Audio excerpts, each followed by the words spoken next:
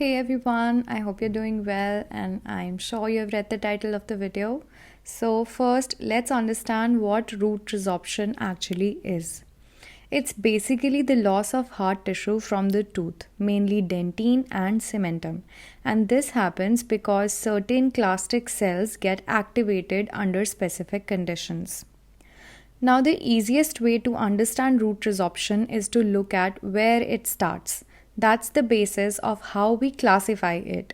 When the process starts from inside the pulp space, we call it internal resorption. Here, the protective layer lining the pulp, like the odontoblast and predentine, gets damaged. Once that protection is gone, clastic cells can attach to the dentine from the inside and start resorbing it. Since the resorption happens uniformly from within the canal begins to expand in a smooth and symmetrical way.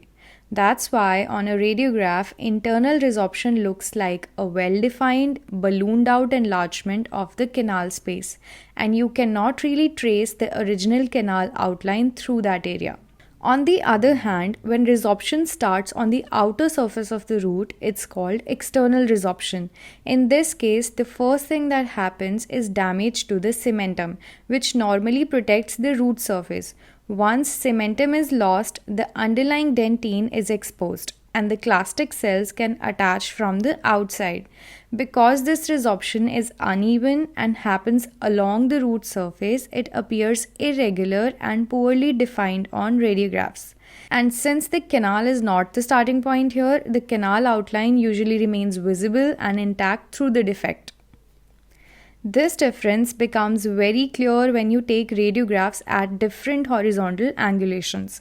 In internal resorption, the radiolucency stays centered on the canal no matter how you change the angulation because it's actually within the canal. But in external resorption, the defect appears to move relative to the canal, confirming that it's located on the root surface. This is basically the logic behind the shift or the parallax test. If you use CBCT, things become even clearer. CBCT helps you see the exact location, size, and extent of the resorptive defect, and it's especially useful to check whether internal resorption has perforated the root or to understand the exact type of external resorption.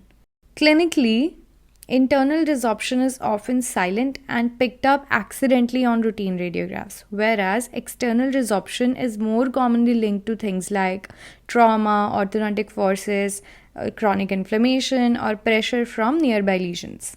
This distinction is really important because the treatment approach is different. Internal resorption mainly requires RCT, while managing external resorption depends on eliminating the cause and may involve surgical or regenerative procedures.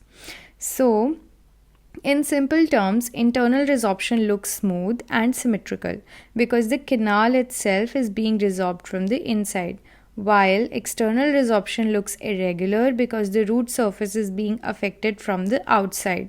Once you understand where the process starts, the radiographic appearance automatically makes sense. If you found this explanation helpful, make sure to follow the channel for more dental concepts explained in a simple and practical way. Thanks for watching. See you in the next video. Bye.